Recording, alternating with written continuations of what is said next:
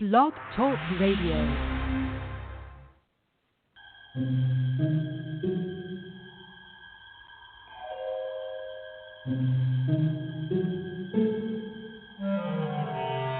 Archangels, ghosts, and Bigfoot, oh my. It's just another night for Supernatural Girls. Real stories, real answers to life's biggest supernatural mysteries. And now for another exciting interview with paranormal experts from this world and others. Here's your host, paranormal researcher Patricia Baker, on the one, the only Supernatural Girls.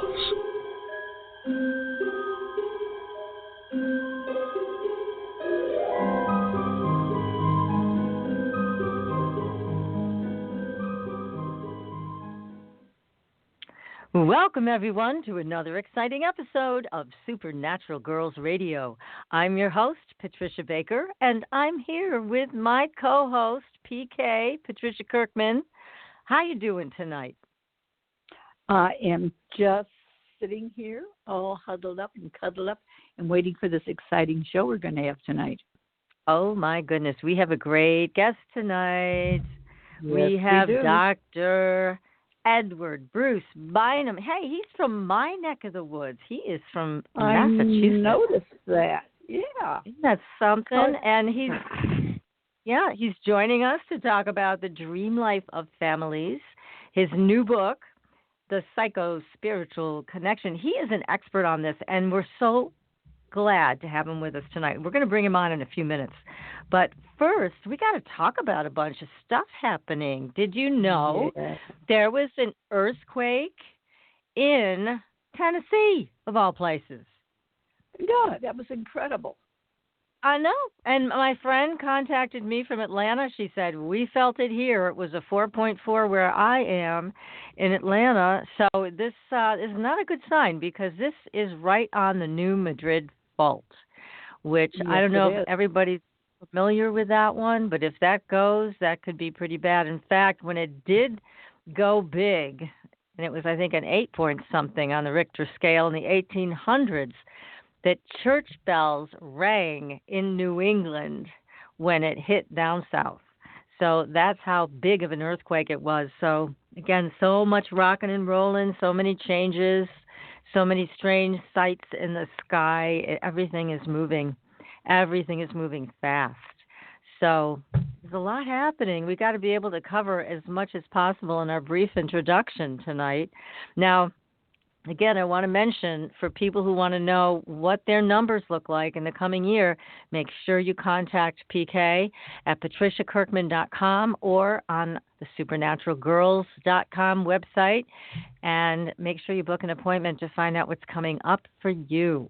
If you want the soul realignment work that I've been certified in with Andrea Hess, then be sure to contact me. And you can find me at supernaturalgirlsalso.com. So be happy to work with you, whatever your personal and spiritual goals are. We are here to help.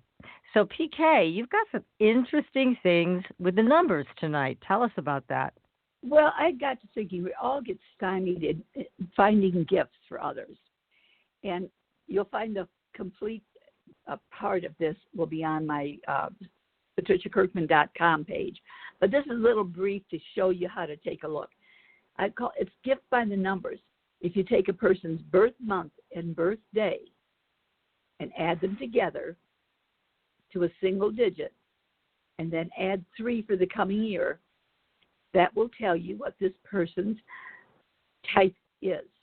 Like a person whose month, day, and year, month, day, and the new year being the 3, added together, if they end up being a 1, these are people that are very interested in things that are different. So look for things that are unique. That's for a 1 person. A 2 person, look for gifts that are more personal, more loving. Think about a bottle of wine or a dinner for 2. Interested in things that are more frivolous or socialite type. I'll get a perfume or something like that. A 4 person they're easy. They just like things that work. They're things that save work, And wow, a 5 that's person. interesting. Yeah, they love change. Anything that gives them a lot of changes, they'll love that. A 6-person likes things that deal for the family, organization of a trip, maybe a little cozy surrounding area for the family type venture. Anyone that totals a 7, they're more interested in spirituality or education of some form. So get them something like that. Even get them areas to go by or around water. That will be a feel good. Those that total an 8, they like to spend money on them.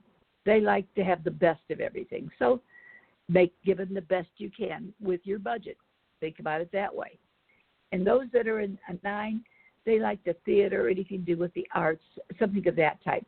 So that gives you a little brief look at what your friends or family might be interested in. Instead of just going out cruising the stores, something will pop up towards what their needs are. So you add their month and day together and the 3 for the coming year. That will tell you what type of a personality they're going to be in 2019. And so you want to give them something that's going to set them off into a great trial run for the new year.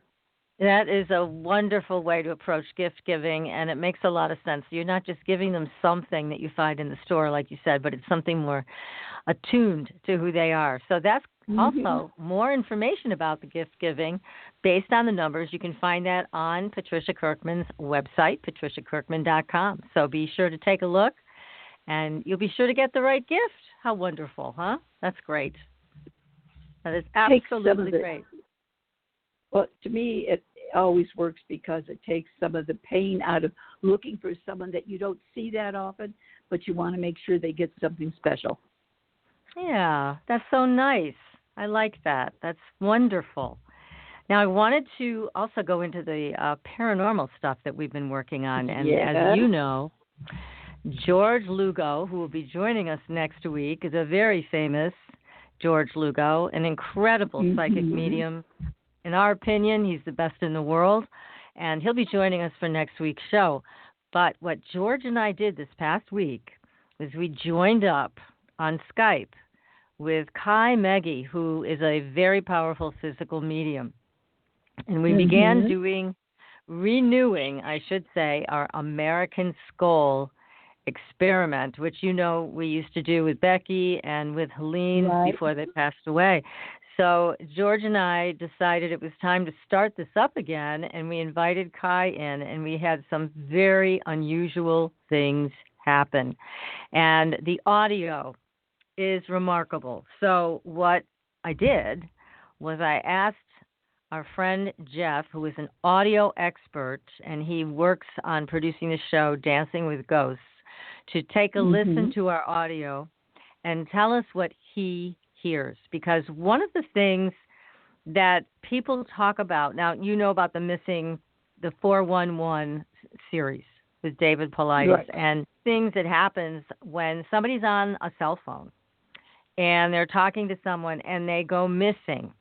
The person on the other end of the phone has talked about hearing a strange type of a wind sound. So when we went to do this work together, that's what happened. We started to hear this very odd wind sound, as well as some other chirping, some unexplained noises that were not coming from where I am, where George was in Florida, or where Kai was in Germany. So we are going to wait with bated breath to find out what Jeff has to say about this audio. And it was quite startling, quite remarkable. We got some wild photos that I'll be sharing with everybody in our audience, and we will be continuing this work. It is quite amazing. Quite amazing, everybody. So we'll keep you posted. And then, now, PK, you and I have been talking about all this UFO stuff. We know we're never going to get disclosure from the government. It's just not going to happen because it's not in their best interest. But all the UFO reports that have been coming in lately from pilots. They're coming like crazy. And yes, and people are set. In fact, there were 2 sightings in Massachusetts just recently. People took video and photographs, reported it to MUFON, and our dear friend Bob Lucas sent me one of them. It was just an amazing photograph. No doubt that this was not one of ours. So there was a story, and I posted it on our Facebook page, which everybody make sure you go to our Facebook page, make sure you like and follow us there, because we always have great stories to tell about what's happening, especially in the UFO world. But the Royal Air Force scrambled to intercept an unidentified aircraft over England. Now, this just happened, and this occurred over Hull, England, this week. So it's just an incredible experience when a pilot is talking about it, and when an aircraft is dispatched to try to intervene and do something else with this unidentified aircraft. I guess they didn't get very far, but it definitely was something that they couldn't keep up with.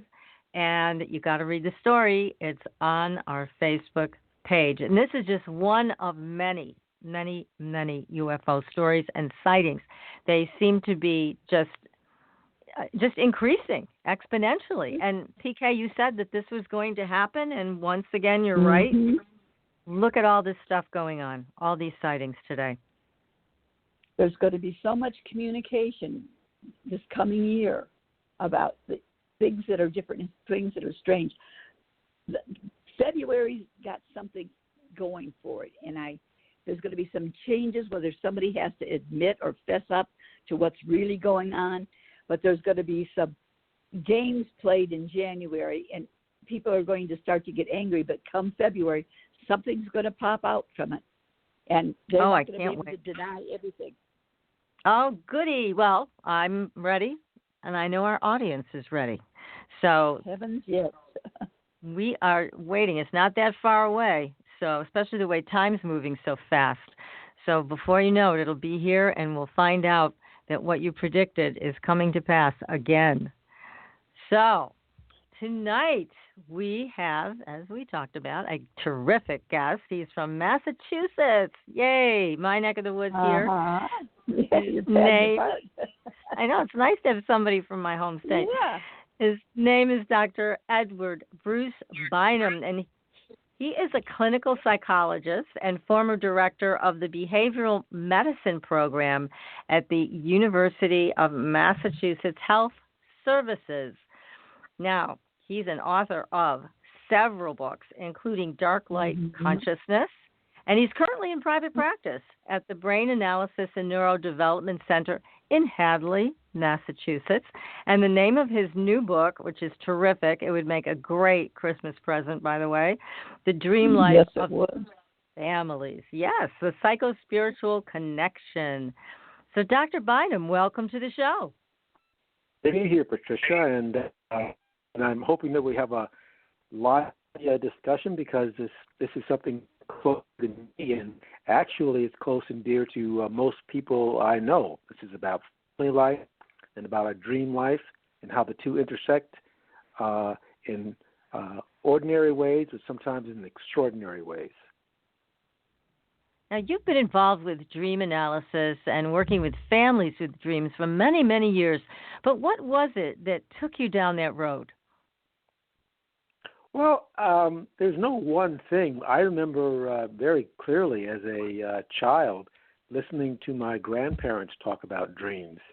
And they would talk about the ordinary night dreams, but they'd also talk about the dreams they had of their own parents and their own great-great-grandparents. And so I grew up in a culture where talking about dreams and dream life and the way dreams reflected our inner lives and our family lives was quite common. And so I kept an interest in that all the way through, grammar school and high school and in college. But it was only when I got to graduate school that I began a scientific and clinical study of this. And I wanted to do my original doctoral dissertation in this area, but my professors wouldn't hear about it. Although they allowed me to, they said I could use the laboratory at night, but none wanted to be directly associated with it. But curiously enough, all these other psychologists were very interested in it. In any event, I continued my study in it, and then when I went to my postgraduate studies at a private psychiatric hospital in Connecticut, I began to ask people, because we were doing a lot of family therapy, I began to ask families and individuals in families write down their dreams and to share them with me Don't share them with each other yet, because I didn't want things contaminated, but write them down and give them to me, and let me sort of like indulge my own interest in that for a while. And then after collecting hundreds of these, I was more than pleasantly surprised to see the interconnections and the web of corresponding relationships and webs of relationships between family members, dream life, physical health, and so on. And so out of that came the book, The Dream Life of Families. And that has been a passion of mine now for a couple of decades. Now, with what you have found, I mean, it must be fascinating on so many levels, but how does it help people? Tell our audience, if you would, exactly how the mechanism of this. How does it help people to heal the family wounds or the lack of communication or the dysfunction in the family? How does it do that? Well, dreams are our most intimate expression of our emotional life. I mean, dreams are not logical. They are emotional and psychological, but they tell us what we really think. They are our personal mythology. And I've found that when people are locked inside of themselves, even though they may be trying to communicate, they're locked inside of themselves for various reasons. Sometimes talking about the dreams that we have has been extremely helpful. It's like a painting, you know? Yes. You can't tell that much from one painting. But if you and I went to a museum and there was a retrospective of this person's work, this artist, and we walked into the museum and we saw her work displayed over many generations, and we saw dozens and dozens of her paintings, we would begin to notice after a while that there were similarities in her paintings, right? Right. Well, we yes. can do the same thing with dream life and family life, because dreams are our most deeply expressive of our emotions, not our thoughts, but our emotions. And the bedrock of all of our deep relationships come out of our families. So if you take the river of dream life and the river of emotional family life and you bring the two together, you have an ocean of commonality and intimacy that is not logical, but deeply emotional, mythic, and transcends the categories of rationality. And at the same time, it's quite scientific and quite clinical. So can you give us an example of a family you worked with and how the dream experience brought everybody to a new understanding? Yes. I was working with and this is part of the dream series I have in the Dream Life of Families. I was in a private psychiatric hospital, and the patient, the identified patient we call it, was the daughter of a married couple. And they have 2 daughters, okay? And the daughter who was hospitalized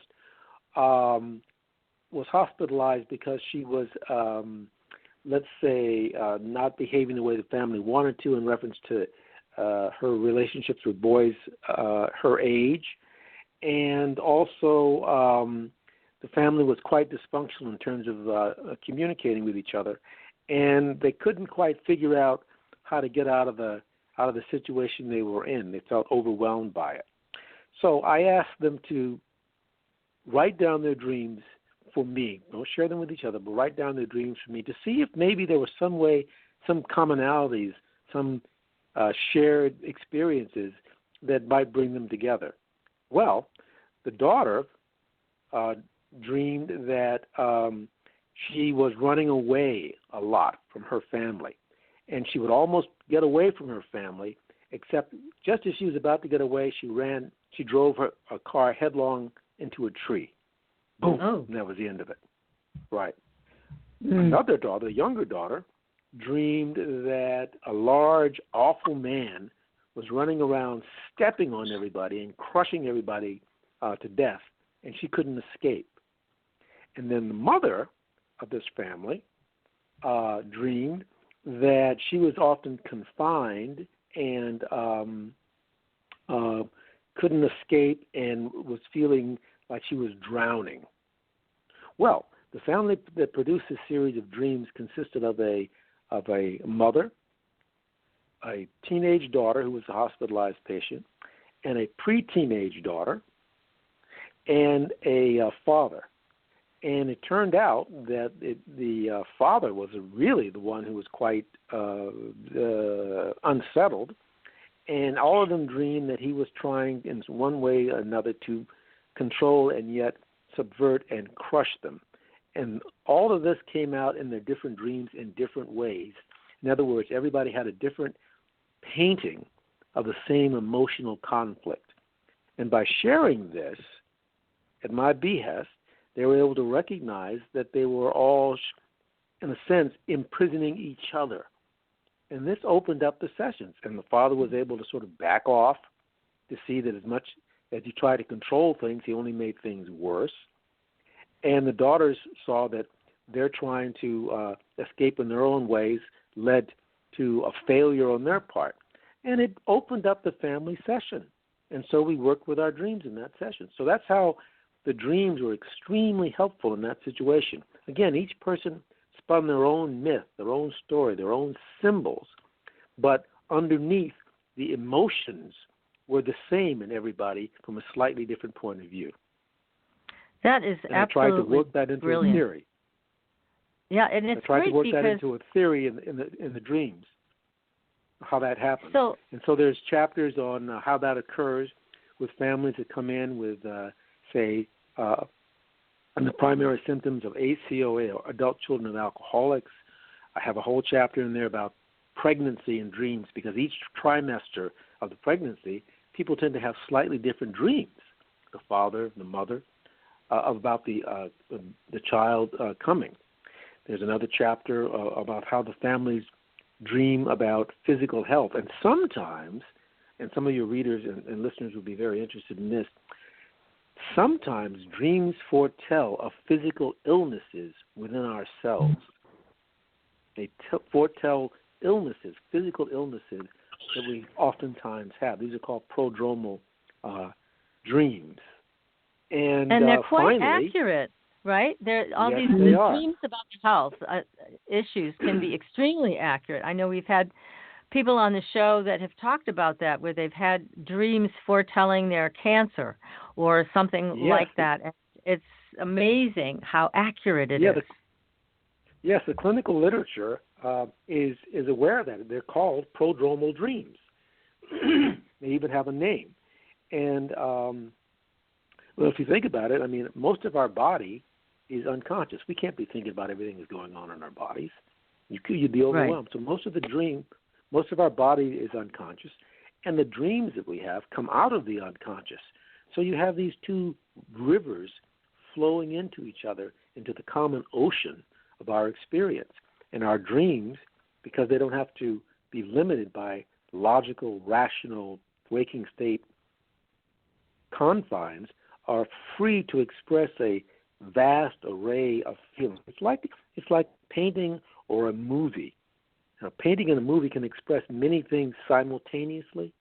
Well, that's how our dreams are. Every night when we go to sleep, you write a movie. And that movie may be different from night to night, but that movie is about your emotional life. Sometimes you like it, sometimes you don't. Just like in family members. That's right.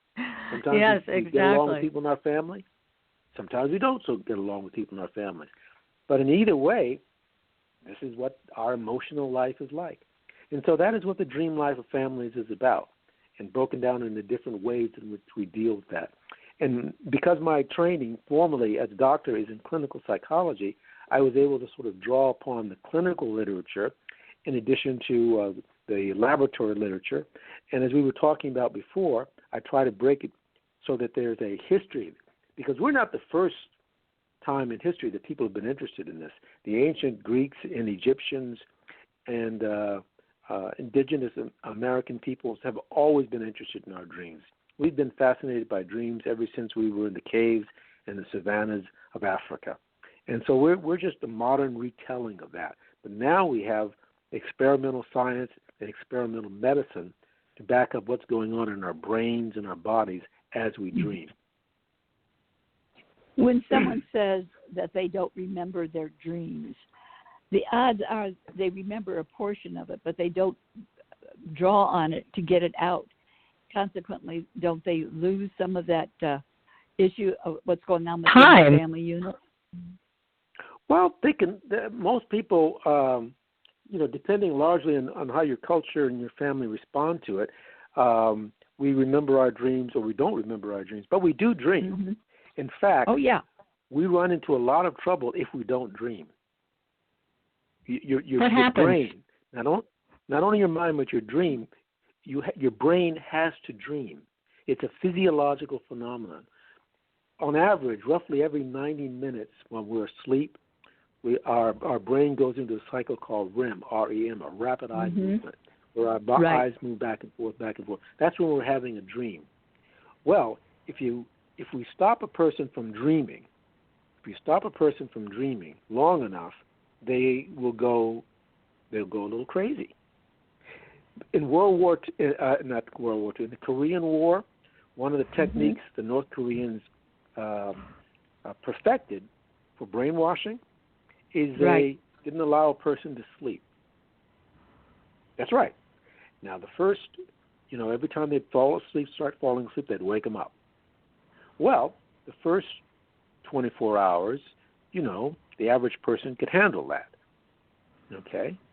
And then after 36 hours of not sleeping and dreaming, the person starts getting a little woozy, but they can still hold it together.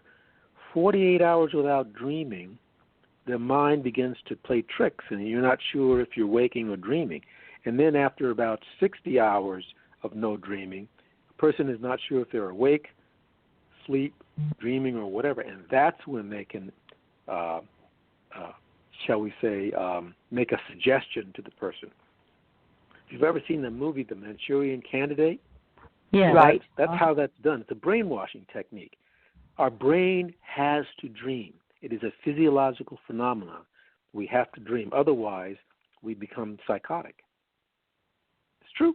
Now, what happens when you cannot remember your dreams? Because many people have said to us, we can't remember our dreams. So why is that? Well, why do some people have the ability and some don't? No, it's not. It's not a matter of ability. I want folks to hear that real clear. It's not a matter of ability to remember our dreams. We all have the ability to remember our dreams. It's whether we are in a situation or a culture or a value system that wants to remember your dreams. Here's a simple thing. If you say that a person listening right now says, "Well, gee, I'm listening to this and this is very interesting, Doc, but I don't remember any of my dreams." Well, if you were my patient, I would ask you to do the following. I'd ask you to get a notebook and put it beside your bed, okay, with a pencil and leave it beside your bed. Mm-hmm. Any fragment of a memory you have at night, write it down when you get up in the morning. Well, first few days, you're not going to remember anything. You just wake up and you go, darn, no more memories of my dreams. After a couple of weeks, though, you begin to remember little fragments of your dream, just little bits of it. Write it down, I'd say. Please, write it down, very importantly, and date it and give it a name, no matter, even if it's just a little image. Doing that, and you begin to give your unconscious mind the message, dreams are important. Remember them. Dreams are important. After a few months, your dreams will start coming back to you. It's not that the dreams weren't there. They were already there because you have to dream. It's just that you developed a culture of remembering the dreams. It also works the other way. I have an episode I'd like to share with folks. Yes. As I said, I started taking a scientific interest in my dreams when I was beginning in college. And I was a very vivid dreamer. I mean, I have dreams every night. And finally I said, okay, Bruce, it's time to make a scientific deep study of your dreams. So I got myself a notebook, and I said, okay, that's it. I'm going to start writing down my dreams. Got that notebook, put it beside my bed, was having dreams every night. Let's go.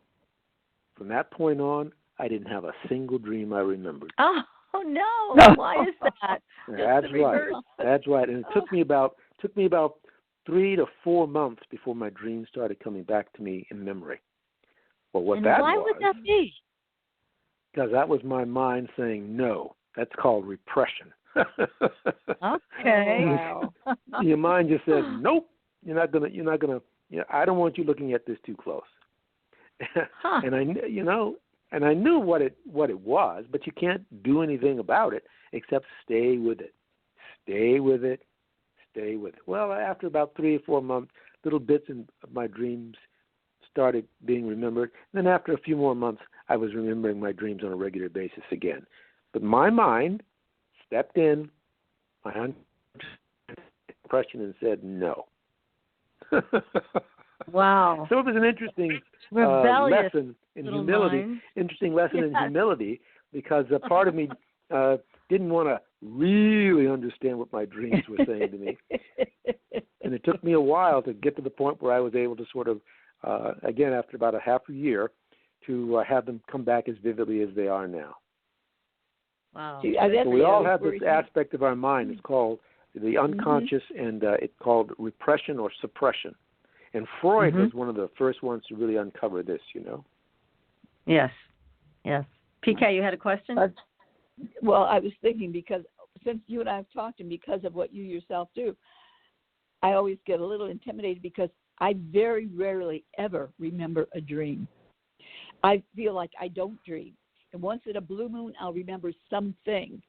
But frames in between are so few and far between itself. So I'm going to definitely try your keep the notepad by the bed and see what happens. Keep a notepad by your bed. Keep it dreams. there, and go easy on yourself. Don't take a humorous attitude, a critical attitude. Oh, I can't remember it. No. Okay. You're going to catch. You're much more likely to catch it with sweet things, and humor, and wit, than you are with criticism. After a while, you'll begin to remember the dreams, but you're already dreaming. It's not a matter that you're not dreaming. You are dreaming. We have to dream roughly every 90 minutes. And by the way, as we dream through the night, our dreams get longer. They do. We're much more likely to have a long dream later on in the night. Our first dream only lasts about 3 or 4 minutes. We go down into deep sleep, and as we're coming up from deep sleep, we're almost awake. That's when the dream happens. The dream doesn't happen in deep sleep. No, it doesn't. It happens almost when you wake up. Yeah, when your brain waves at a certain point and you're almost in the waking state, that's when you dream. And then you dream a little bit, and then you go back and deeper into sleep. But not quite as deep. And then another 90-minute cycle, you come back up again, and you don't wake up, but you dream. And this time the dream can be, 7, 9 minutes. And then you go back down into the sleep state, and then you come back up again. And this time the dream can last up to half an hour or so. But the dream gets longer as we go through the night. Dreams pick up on what happened recently, usually the last 3 or 4 days, mix it in with stuff that happened a long time ago. It compresses it, turns them into symbols, okay, and then that becomes the dream life. So the dream is much more often a little movie. And some movies are very realistic. You can't tell the difference on waking state, whether that was sort of a conversation you had with someone or a dream. But some dreams obviously are deeply symbolic, and you're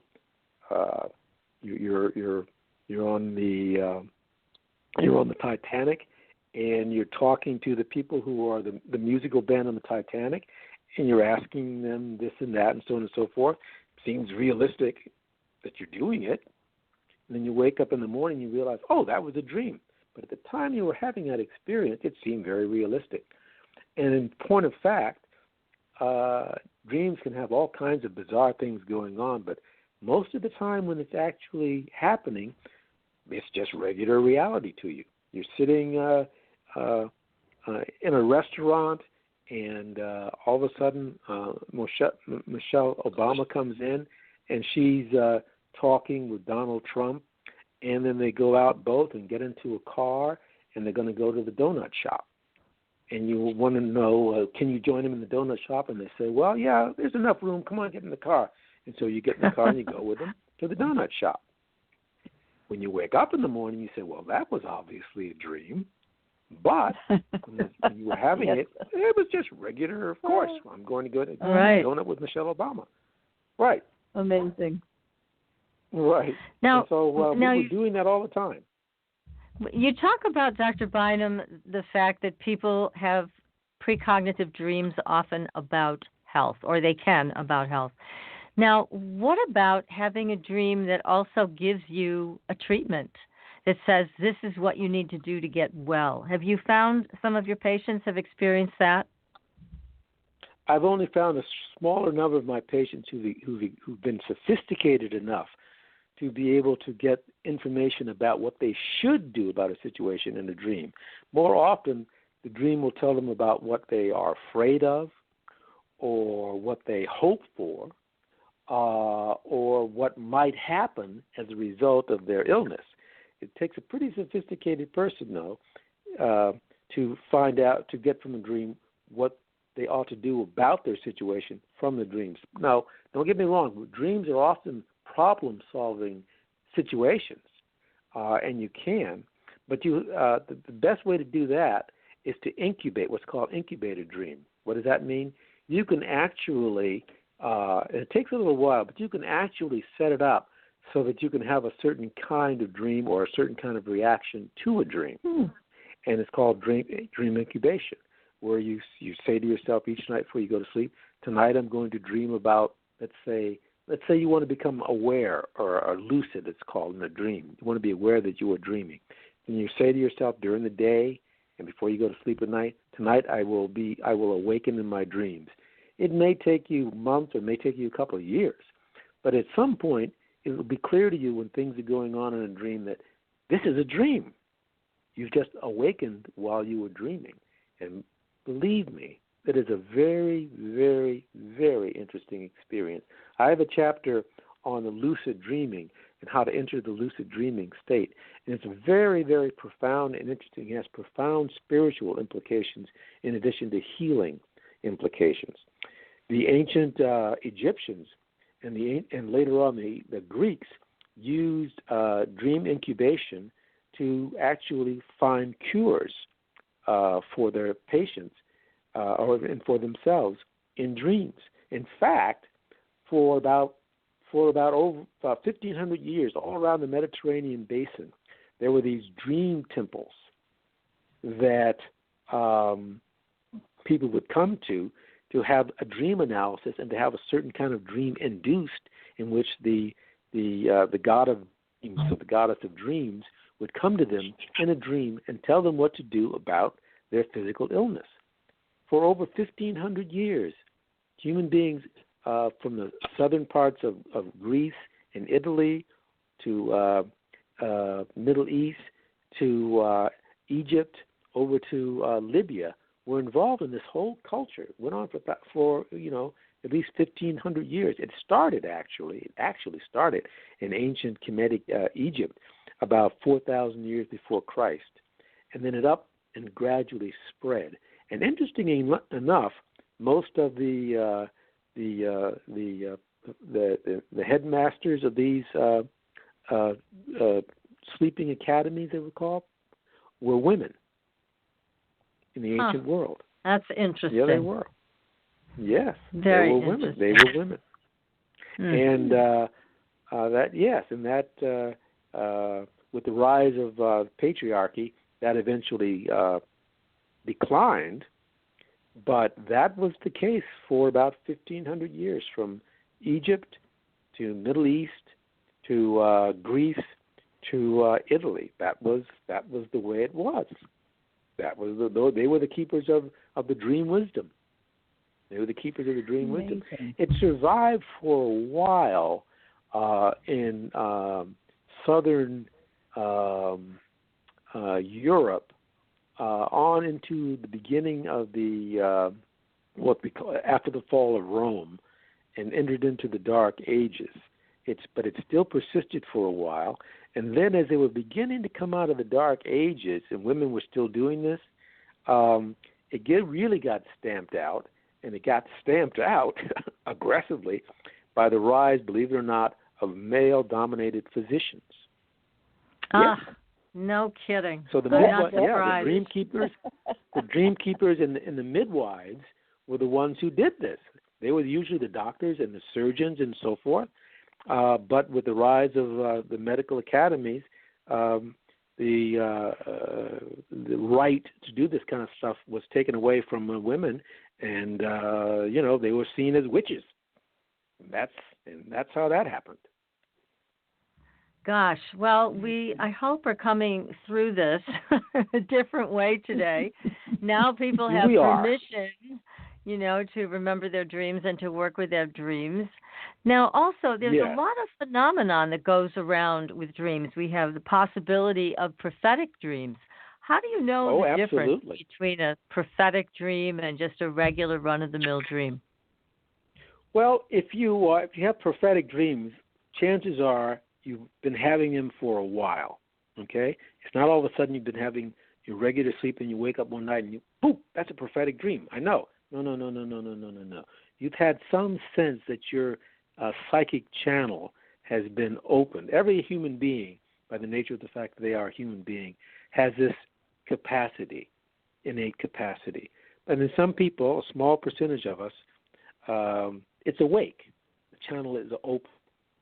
And so that you have a chance to sort of, over time, recognize that, something's going on with me because I get these feelings and intuitions, and then you begin to be very scientific about it. You begin to notice, well, when I have these dreams, sometimes they come true. Well, after a while, you begin to get a feeling, literally a bodily and emotional feeling about certain kinds of dreams, and you can tell they tend to be more prophetic than others. There's a chapter in the Dreamlife of Families in which or several chapters in which I talk about psi, PSI, and how that manifests in the dream state. One is, how dreams among family members occur, and some of those dreams involve crisis telepathy. And there's a certain pattern of a crisis telepathy, and it's usually somebody is in an agitated state, near-death state, danger, something like that, and the body is very highly aroused, adrenergic, a lot of adrenaline rushing through them, and they're really scared for one reason or another, and they're the sender. And another person is usually in a quiescent state. They're either dreaming, sleeping, resting, something else like that, and they share in a deep emotional bond, what I call a family unconscious bond. It doesn't happen between strangers very much. It's usually folks who are related to each other. Because, again, most of our dream life is unconscious. Most of our family relationships are unconscious for good reasons. And they occur in the unconscious. So these kind of channels and patterns and waves interact with each other. And that's certainly the case in the classic, in the literature, is referred to as crisis telepathy. And then there's another one that's PK, or psychokinesis, which is the movement of objects, usually unintentionally, by one person or another. And for reasons that aren't totally really understood, most of the documentation, when it happens spontaneously, seems to be associated with young adolescent girls. That's what the literature says, but nobody understands why. But it seems like it's more often the case. Also, there's a section on precognitive dreams and clairvoyance. So each one of these is a different kind of experience, and different people have different channels open to them. Some people, they're much more receptive to what's called extrasensory perception or telepathy. Some people to psychokinesis. Some people to clairvoyance or clairaudience. Some people to precognition. And usually in a precognitive dream, things have happened usually only a few days beforehand, or rather they get the sense of something a few days beforehand. And that's the majority of people, not everybody. But some people are able to go into deep psychic states and, bring back accurate information. Of course, the most spectacular person in the modern, he was able to go into the dream state consciously and retrieve information from the Akashic records and bring it back. And very importantly, this was verified hundreds and hundreds and hundreds of times by medical authorities. Yeah, he was How amazing. Just amazing. Yes, Yeah, there hasn't been anybody like we all him have since. the capacity to do it. We all have the capacity to do it, but the channel was open in him, and it's open in far fewer people, unfortunately. But it is there, and it has been documented in the clinical record thousands and thousands of times. We just don't know what to do with it. And unfortunately, most of psychology and psychiatry, except for a few outstanding individuals, leaves it alone. But there have been a number of outstanding psychiatrists and psychologists who have devoted their research, laboratory and otherwise, to exploring this. So it's a real phenomenon. It's just that you're not going to be able to go to most hospitals and understand what's going on. It's similar to another phenomenon that's real. We just don't know what to do with it most of the time. It's the near-death experience. Mm-hmm. And Yes. a glimpse into the life beyond the physical body. This is very real. This has been validated by dozens and dozens and dozens of physicians and emergency room people. And I'm not talking about only the vision. I'm talking about people having the vision and the experience that is then accurately verified later. But it's just that we just don't know what to do with it. And there's not a lot of physicians. room in traditional science for any of these things, unfortunately. But well, there hasn't it's been, great but that I have to agree with some folks who are saying that this is about to break open because Yes, there's I too agree. many anomalies. Too many people have experienced this. Too many physicians, emergency room doctors, experimental psychologists, and there are also too many models in contemporary physics, particularly quantum and relativistic physics, that say that this is possible. So we're about to have a paradigm shift. Yay! We're about to have it's a about paradigm time. shift. Well, Yes, it is. Well, it's, happens every 40 years or so. We're going to take a very short commercial break, and we're going to come back, and we're going to talk more about all of these anomalies that are finally going to get a voice. And again, the book that Dr. Bynum has written is called The Dreamlife of Families, The Psycho-Spiritual Connection. Highly recommend this book to you guys. It is terrific. So we're going to take a short break. We'll be right back. You are listening to Supernatural Girls Radio.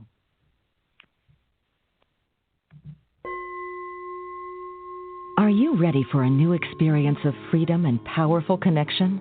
Would you like a positive, effortless change in your life? Then come to CosmicFusion.com, where we offer the most advanced energy clearing and expansion techniques in the world, with a quantum vortex energy to activate your divine blueprint and life's purpose. When your soul leads the way with cosmic fusion and quantum vortex energy, you can break clear of past difficulties and blocks with the power of the source. With cosmic fusion, the source energy does the work for you. It's easy and effortless. Listen to our free meditation right from our Cosmic Fusion website, the Cosmic Code Meditation. Sign up for one of our interactive webinars today. Come to Cosmic Fusion, www.KOSMICfusion.com, to experience an effortless awakening and transformation. Are you ready for an upgrade? Are you ready for a new experience of living in the fifth dimensional magic and powerful connection? Then visit CosmicFusion.com today. CosmicFusion.com. Astridian is a family of cosmetic products with 98% pure ionized minerals. We combine our science with a blend of essential oils to nourish and take care of your skin's health. How does it work? All Astridian products contain the proprietary redox technology, having the capability of simulating an ionic zinc-copper superoxide dismutase effect. This free radical scavenger currently in your body has been diminished by toxins and the daily stresses of life. It is a perfectly balanced mineral complex that all $200 an hour dermatologists, their professors, and ancient history have proven.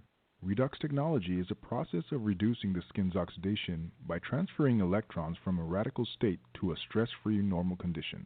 Oxidative stress is a form of cellular aging, and as science has proven, a precursor to disease.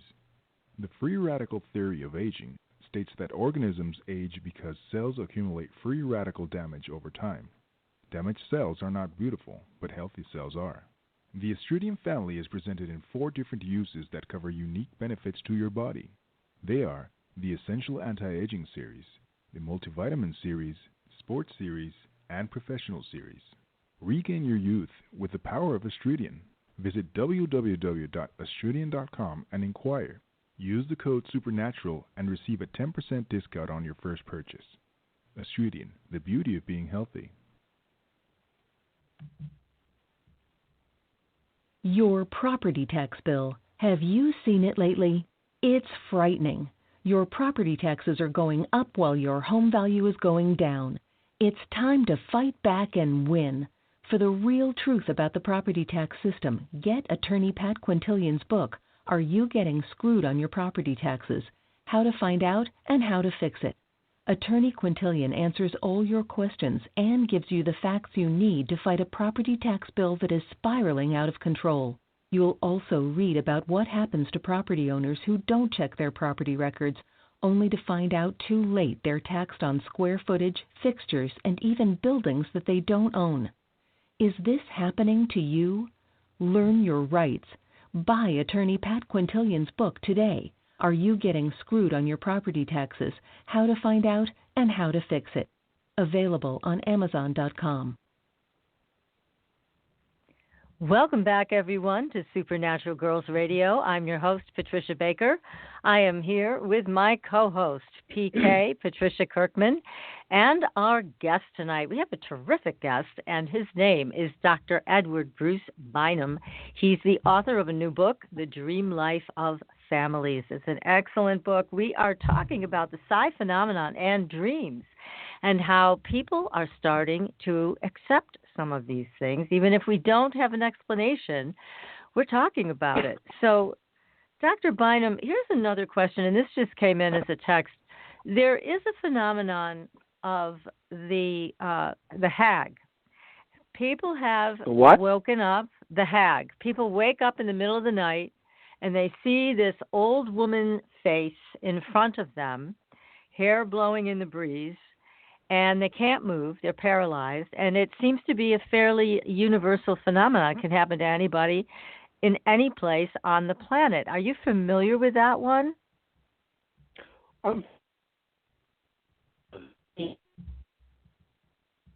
In the tradition, We're losing you a little bit. You're breaking up. there are. Oh, okay. Is that better? Yes, it is. Thank you. I'm aware of 2 traditions that have used a variation of this, 2 quite successful ends.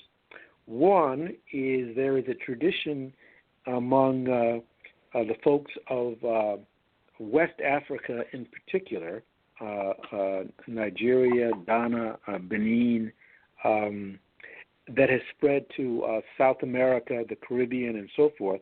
And it is a phenomenon where it's called, quote, the witches are riding you. The witches are riding you. Right. Oh, boy. And what happens is a person goes into sleep and then a sleep paralysis state, but they remain awake. In other words, every night when you fall asleep, you go through a period of time in which you are awake, and then you, quote, fall asleep, unquote. Well, as you fall asleep, if you've ever been holding someone when they fell asleep, you'll notice that they're breathing a certain way, and just as they are falling asleep, the body trembles a little bit and then gets relaxed, and then they go to sleep, and then they are presumably, quote, unconscious. Well, and the body has to be paralyzed partially when you're sleeping and dreaming, because you can't. It would be dangerous to get up and act out the phenomena that goes on in your sleep. If you did, okay, right, it would. In other words, if you're dreaming about walking across the street, it's not a healthy thing for you to get up and go walk across the street. Okay? Right, it isn't. That's not a healthy thing to do. So, of necessity, hello? Yes, we're here. We're listening. Yeah, of necessity, the body is temporarily paralyzed in various places when we're sleeping and dreaming. Well, in the situation of witches are riding, and presumably the hag, a person falls, the body falls asleep, but the mind does not fall asleep. The body falls asleep and is partially paralyzed, but the mind is wide awake. And if it's wide awake, you have vivid dreams, vivid visual experiences, but you can't move. And it can be a terrifying experience.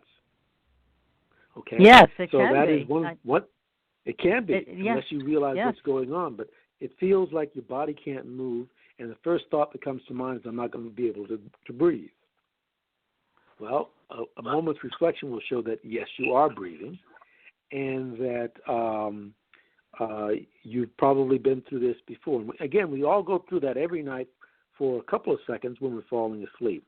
But the case of the witches are riding you, a person slips into that state, and then their mind is awake, but the body is asleep, and they're paralyzed, and the mind zooms off. It literally travels. Why the common symbol? Why the common symbol of the hag, the old woman? What is it about that? I don't know. I suspect, however, that it is an ancient archetypal image of a spiritual master, a woman, a spiritual master, initiating the person into the transpersonal states of consciousness. Why do I say that? Because the ancient Kemetic Egyptians, those are the Egyptians that were there before the Arabs, the ones who actually built the pyramids. The pyramids were not built by people from Libya or from Saudi Arabia. They were built by the indigenous peoples there, African peoples there. When they built them, they had initiations in those temples, in the pyramids. Pyramids were not places where pharaohs were buried. There are no bones in the pyramids. No. The pharaohs were buried in the Valley of the Kings. No. The three great pyramids of the Giza Plateau, and lots of others, by the way, that have been discovered recently. But the pyramids were places of initiation. And what would happen is a person would go through a long period of time, just like we do in universities today, in schools today, of body purification and learning about the philosophy and the religions and the medicine and so on and so forth. Then when it came time for their initiation, they were led into the pyramids by both male and female priests, and they would lie down inside of the tomb, be covered over, and they would be inside of the tomb there for a certain period of time, usually a couple of days. And while inside, it's totally dark, and the person would go into a deep, deep trance state, and they would have an OBE, or out-of-body experience. It was, today we would call it, in psychology and psychiatry, we would say they'd have a dissociative experience. That's what it's called technically today, a dissociative experience. But it was called, or an out-of-body experience. And they would leave their physical body, and they would have an enormous range of spiritual and other experiences.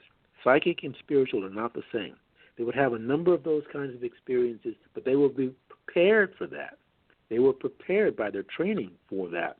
And then after several days or whatever it might be, they would then be taken out of the tomb and brought back with everybody else, and they had gone through the rites of initiation, resurrection, and rebirth.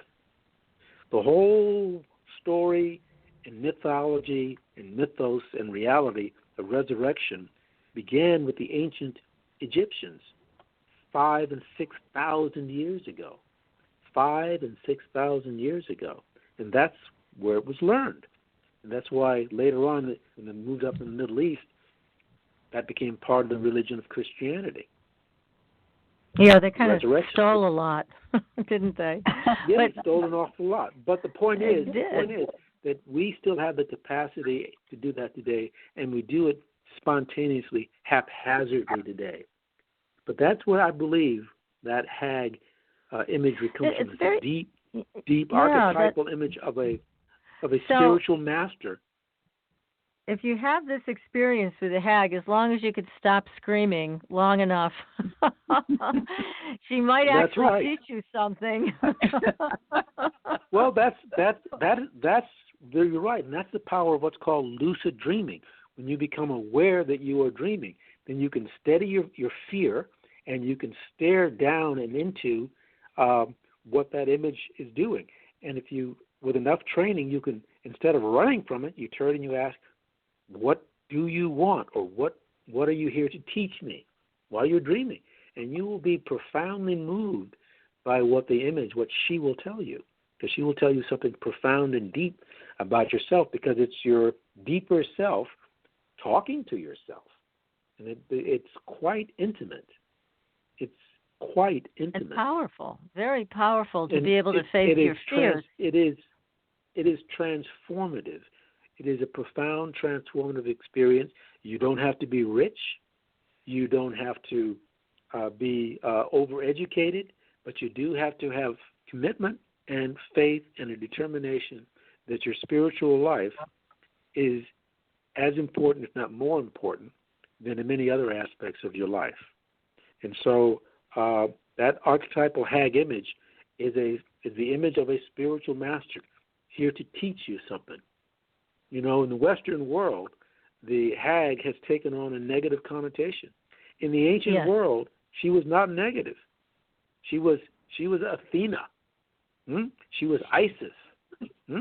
She initiated you into the temple mysteries. Amazing. Yes.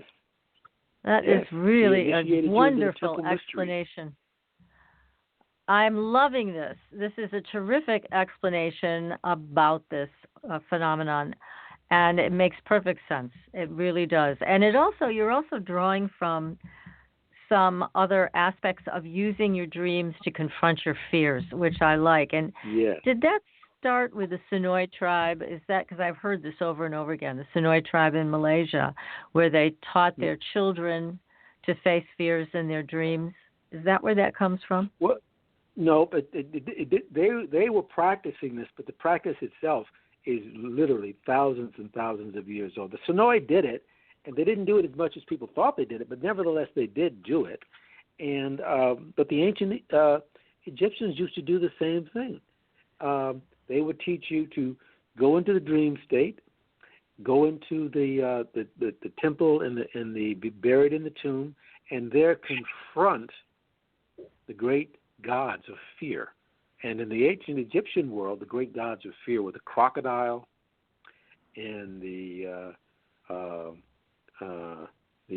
snake and many of the other gods of their pantheon. Anubis was a terrifying god of the underworld, but you had to confront him before you could pass on. And so part of the training in the temples, the per-ankhs they were called, which were both medical and philosophical places, that is where one learned how to confront those. In the waking state and the dream state, you meditated upon this, you dreamed about it, you talked about it with the priests and the priestesses about it, and you prepared yourself. Because the ancient Egyptians, they understood that physical life, physical embodiment, was a temporary state. It was a temporary state on a long, long journey. This is the same thing Edgar Cayce told us. He told us the same thing. All of our deep psychics and mystics, they tell us the same thing. And you know who else tells us this?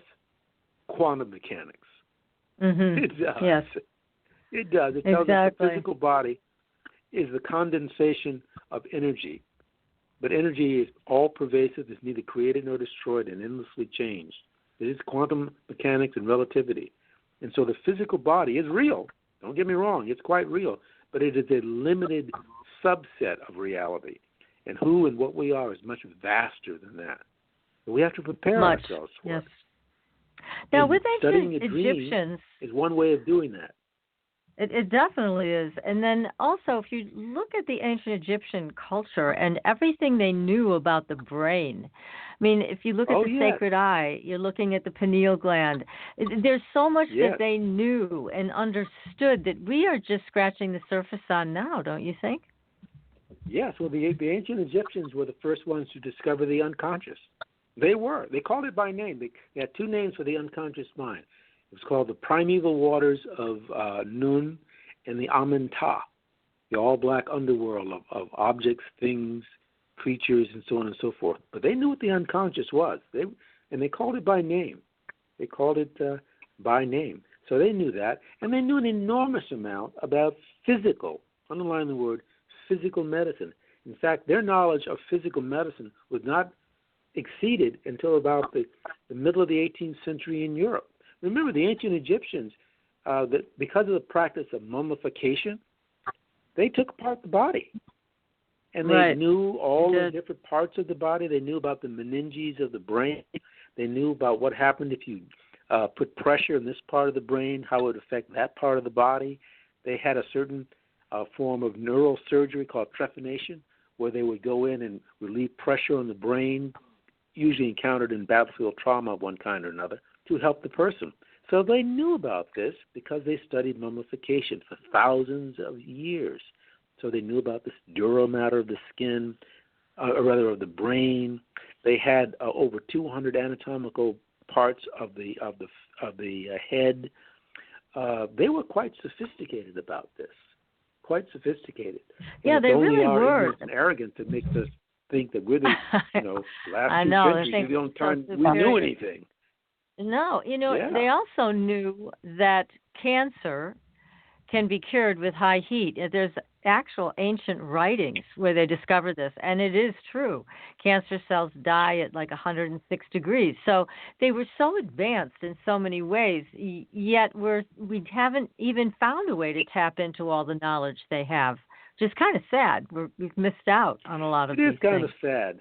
It is kind of sad. Mm-hmm. They knew a great deal, and we've forgotten a lot of it. Some things they knew, but they were wrong. We should also acknowledge that. Right. They weren't accurate in everything. The Egyptians, they were aware of the brain for sure, but you know where they located the seat of consciousness? Not in the brain, in the heart and the liver. Yes, they located the seat of human consciousness in the heart, the ab, and the liver. Yes, that was part part of the whole thing about the mummification. They took great effort to preserve the heart and preserve the liver, and very often, believe it or not, they tossed out the brain. Because it wasn't. Maybe they had the right idea, Dr. Bynum. Maybe they figured out. Well, they didn't really consider it. They didn't consider it after death. They didn't consider it that worthy, but they did consider the heart. So each age has its treasures, and each age throws out certain things. And today, we threw out enormous amounts of information, and also we shut, we locked doors that would open up our experience vastly. We dismiss, unfortunately, to our enormous loss, we throw out so many people who've had near-death experiences. We say, oh, well, you were just having a chemically induced fever dream, or you weren't getting enough oxygen, and so on and so forth. And it's interesting in that regard. There have been a number of books out recently written by former physician skeptics, some of them neurosurgeons. They would tell their patients who reported this to them that, oh, well, that's just, blah, blah, blah, or, well, that's very nice, but you're back now, blah, blah, and they would dismiss it. And then they experienced it. And they had a whole different understanding of it. Yes, exactly. In fact, and then they had the curious social experience, interpersonal experience, cultural experience, professional experience of telling their colleagues, who then began to dismiss them as they had dismissed others. Right. Well, it's an interesting thing that's changing. We had Dr. Kolbabi on our show, and he was getting all the doctors to finally admit that they've had, these psi experiences, and they've had experiences with their patients with near-death. And when the doctors would talk to each other about it, and they found camaraderie with that, they found acceptance with that, and so it's opened the door for medical professionals to start accepting this, which is wonderful, because how long ago was it Dr. Raymond Moody and Dr. Kenneth Ring? Those were the people that were talking about that. How many years ago? 40 years ago? They were talking about that. They were talking about that in the late 70s and 1980s. Right. And they were considered fringe. Mm-hmm. Well, it's still taboo, clinically speaking, but it's recognized that this is, what's the phrase? This is an anomaly, which means, yeah, it's real. We just don't have any explanation for it. But we're on the cusp of changing our perception of consciousness. And I think in the next 20 years or so, that's going to break out, and we're going to recognize that, like what many physicists say, the ground of reality is consciousness, not the other way around. Mm-hmm. Consciousness is not an epiphenomenon of the brain. Rather, the brain transmits consciousness.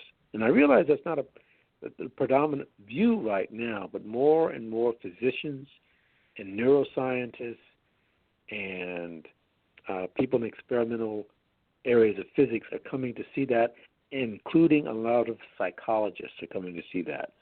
So in the Dreamlife of Families, I touch upon that somewhat. And there's a chapter I have, as I mentioned earlier, that goes into some detail about the psi phenomena, how ESP happens in dreams. It's not the predominant experience that happens in family dreams. Most family dreams are more about our emotional relationships with each other.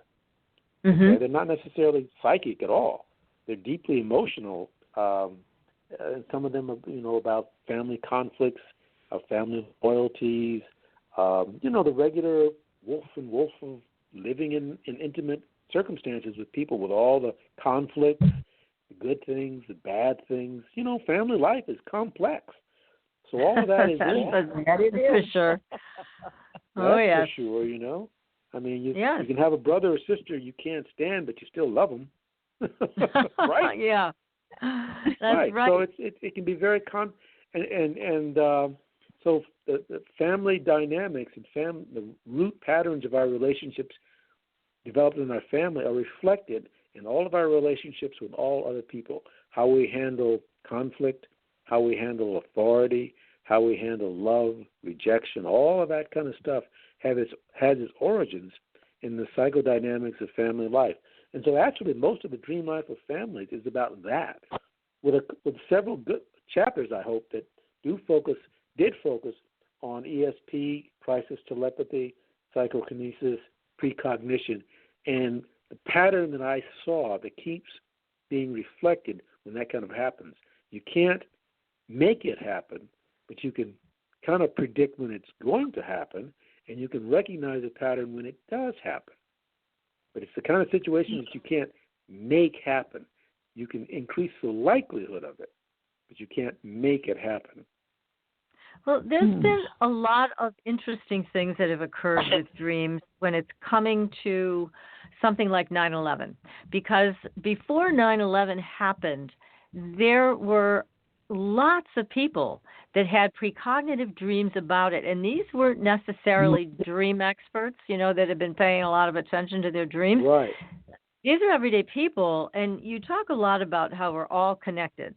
We're all one. And I think that illustrates it quite well, that so many people felt this was going to happen before it happened. And it was such an extreme event. It was so out of context for so many people here in the United States. But yet people perceived that this was going to happen before it happened.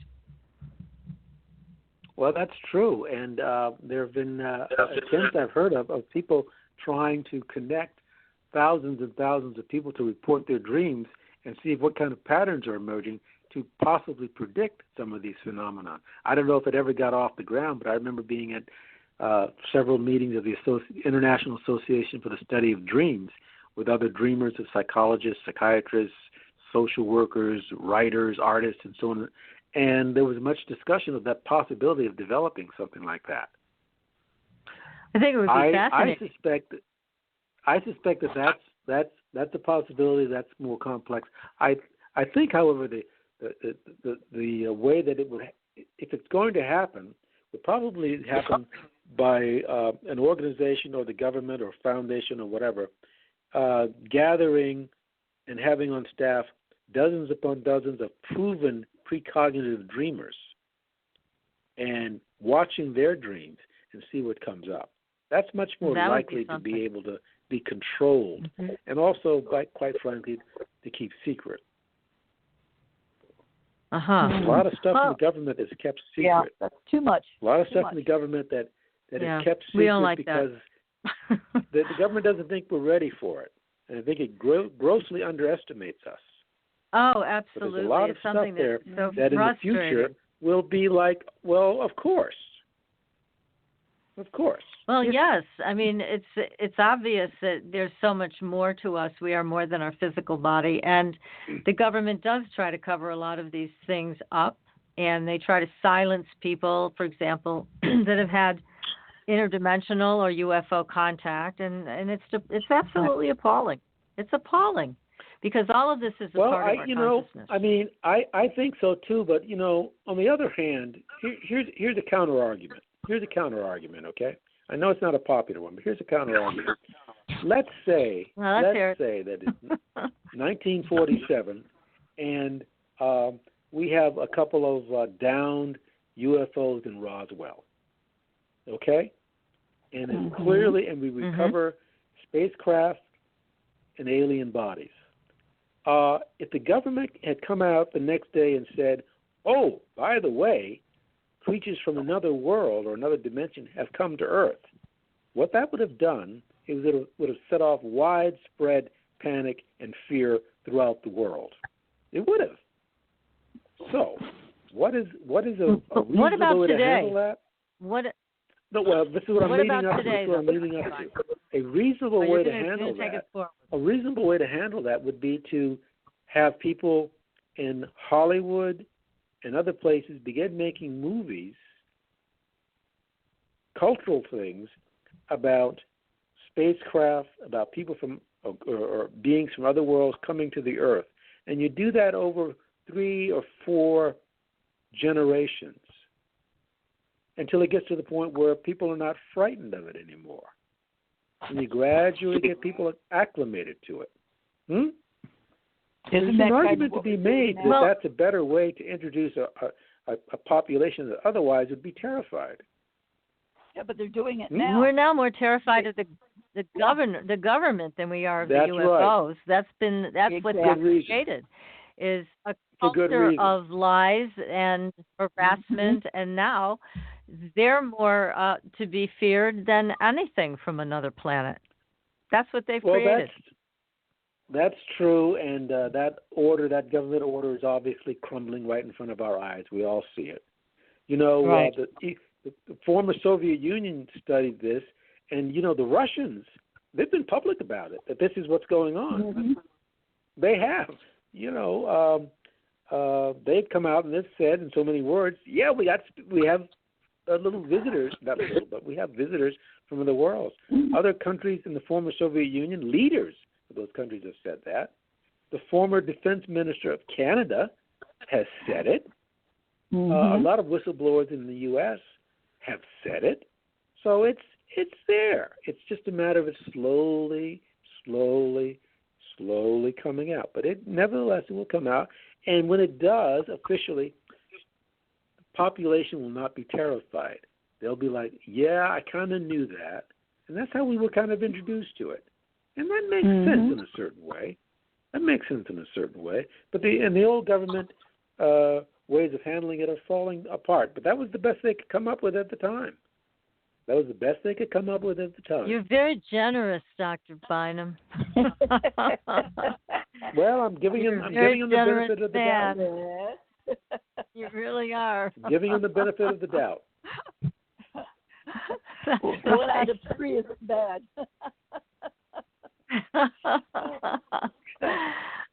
Well, I have a question here from a text, and this person is asking Dr. Bynum, they want to know, is there a way to use and work with my dreams to become more psychic, more intuitive? Is there a way to do that? Oh, absolutely. I mean, first of all, you have to recognize it.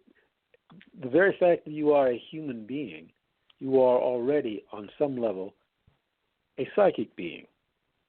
You don't have to make yourself psychic. It's more like developing that. And one of the first and the easiest ways is to keep an honest an honest diary, so to speak, of your dreams, so that you begin to notice that your dreams have certain themes that repeat themselves. If you just took one night's dream, it could be about anything. But if you kept writing your dreams down, don't try to analyze them, just write them down, purely descriptive, give it a date, and very importantly, very importantly, give the dream a name. And just keep a notebook of it. After several months, 3-4 months or so, and it just takes you 5 minutes in the morning, after several months, you begin to notice that certain kinds of themes repeat themselves in your dreams. And those are the themes about your life that are critical and specific to you, regardless of what they may be. This is your story. This is your movie. This is your novel that you are writing about yourself. Then after a while, you'll begin to notice that certain things keep popping up. One of the easiest ones to do is to notice what kind of symbols keep popping up in your dreams.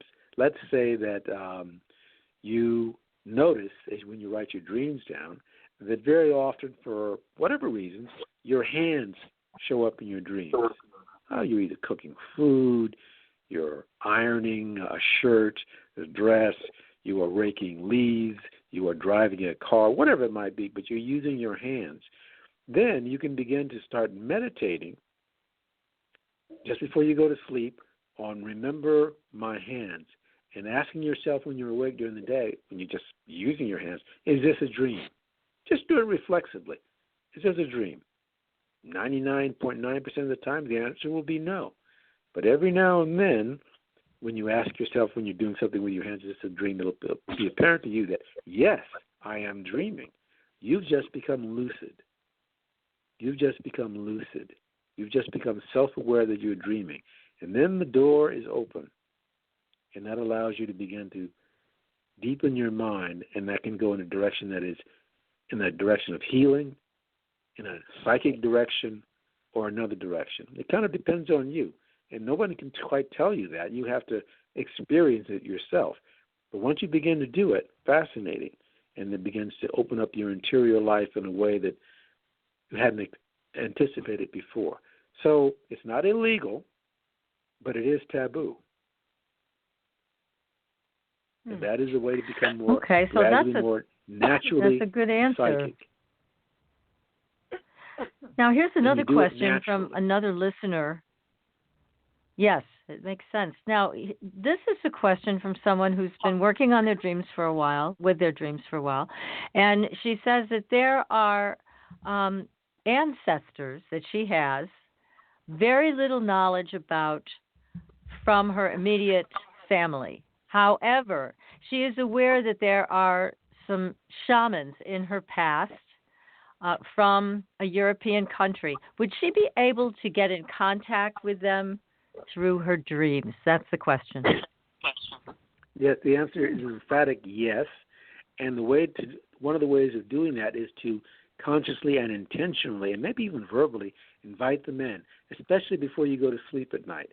If by any chance you have a drawing or a photograph of an ancestor, take it out of the archives and keep it at your desk or above your bed. Do some reading about your family history. If they've got written records about your family history, great. If not, you can read about the region, the people who used to live there, so on and so forth, photographs of it. But familiarize yourself with the environment and your desire and your will to do it. Over time, it will get through to your unconscious mind that, yes, I'm allowing this to happen. Yes, I'm inviting you in. Yes, I want to do that. And sooner or later, gradually, it will become the case. And read some about it. It is you don't be anti-intellectual about this. It is perfectly okay to do clinical reading, scientific reading, popular reading, novel reading, and self-educated family history. Again, the Dream Life of Families is about not only our current family, the waking state, but also our family that we share dreams with. It's also about our ancestors. We're all connected in the deep common web of this. You know, in some societies, like in some societies in the West Africa in particular, and in South America, the family is understood to be several levels. There's the current family that's living today, living in the same house, the same compound, the same community. Then the next level of our families that we're communicating with are people who have just died. Yes, they call the recently died, the recently dead. And then the next level of those have been our ancestors who've been gone for several generations. But they appear in our dreams. They do appear in our dreams. And then finally, the other level of our family life is a generation yet to be born. Yes, generation yet to be born. And they're all part of the same family web. And I know that that's an unusual an idea in the Western world, but peoples in South America, Africa, indigenous societies, Native American societies, that is how they understood the web of family dynamics, the web of family relations. And so in the Dream Life of Families, we talk about that and how that happens not only psychically, but also how that happens medically.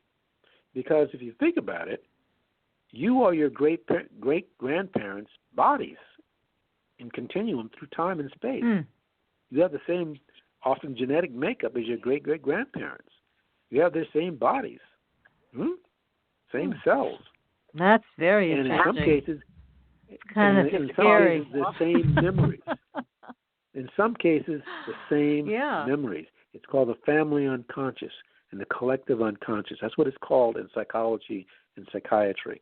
And I tried in the Dream Life of Families to make that accessible to folks so that they can realize that this is what's going on in their lives. It's not out there in some library somewhere. It's right inside of your body, inside of your brain, inside of your heart, and inside of your living self, the tissues of your body, your DNA. It's quite real and quite close. If a person has fears, were those fears also part of the previous family members many times? Yes, or oftentimes there are. Fears? There was a psychiatrist at I think it was the University of Virginia, Ian Stevenson, who studied reincarnation. He did. He studied. He's a psychiatrist, physician. He made hundreds and hundreds and hundreds of studies of people, their memories. And very often, when people died suddenly, when they were somebody claimed to be them in a later life in some sort of way, they had birth markings on their body of the trauma. Yes, check it out. Ian Stevenson. Oh, yeah. Go to the library or you can look sense. it up on the internet. Ian Stevenson, yes. It's about the physical trauma that people experienced in their families that then brought them through another life. And I touch upon that briefly in the Dream Life of Families. But my and do more focus on ESP, crisis telepathy, PK, and also the vast majority of other dreams, which are about physical health, pregnancy dreams in the trimesters, and so on. And also creativity. Well, Dr. Bynum, unfortunately, we've come to the end of our time together, and it's been such a delight to have you on the show. You have written a brilliant book, The Dream Life of Families. We highly recommend it to our audience. Get it as a Christmas present and enlighten yourselves as to where you can go with this. Yes. So, anyways, Dr. Bynum, thank you so much. Oh, yes, it's great. It's a terrific book. Well, I appreciate having a chance to reach out and touch folks, and I hope that the Dream Life of Families is interesting for folks. It's, I put my heart and soul into it. It's right there in the libraries and webs and every internet. I mean, it's not difficult to get a hold of, but it's about the real us, the real us, blood, well, it's a body, great book, brain. everybody. Yes, it is. Thank you, Dr. Bynum. And we'll be back next week with another great show. We'll have George Lugo. Don't miss it. Until then, we'll see you on the Blue Highway. Good night, everyone. Good night. Thanks for listening. Tune in next week for another radio adventure with Supernatural Girls.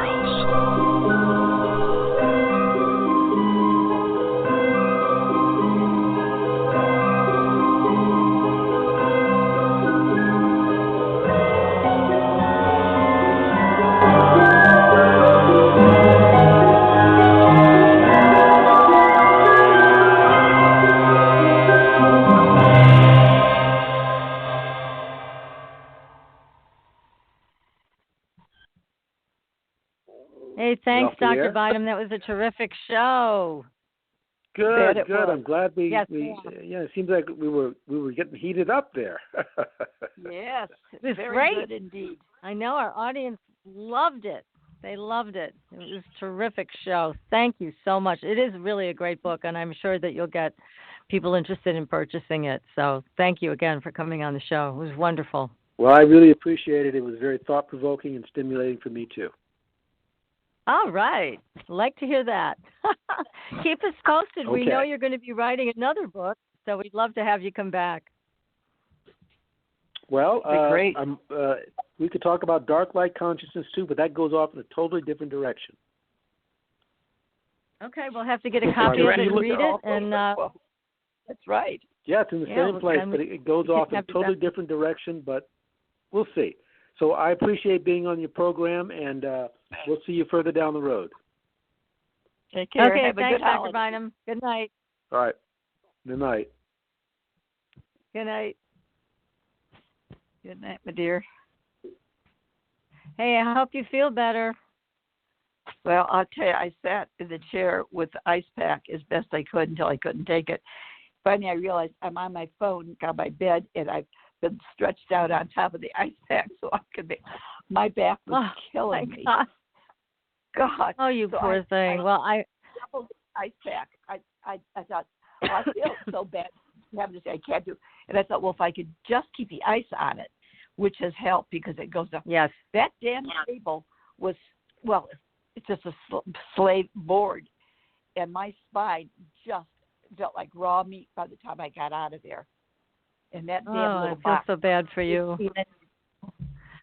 So the ice pack that's helped. just so much. I got it. I made it through it. I thought, oh, I feel so bad. Well, I think, thank you. I was happy to have you with me. Believe me, I was. So it was a fun show. Well, really good. He's very, very interesting indeed. And there's so many things that I just got to get this shit taken care of. Hopefully they'll find something and get this turned around so I can have my life back. My God. I know. I know it. Really, it's been a long time since you felt well. So you rest. Yeah. I'll let you run and just take care of yourself. Then let me know what that MRI says when they get back to you, okay? They said it should be back on Friday. Unfortunately, my doctor's off until Monday. What else? All right. I know. Well, let me know as soon as you hear, okay? I shall, honey. You take good care, too, all right? Lots of love. I will. Lots of love to you. Good night, hon. Bye-bye.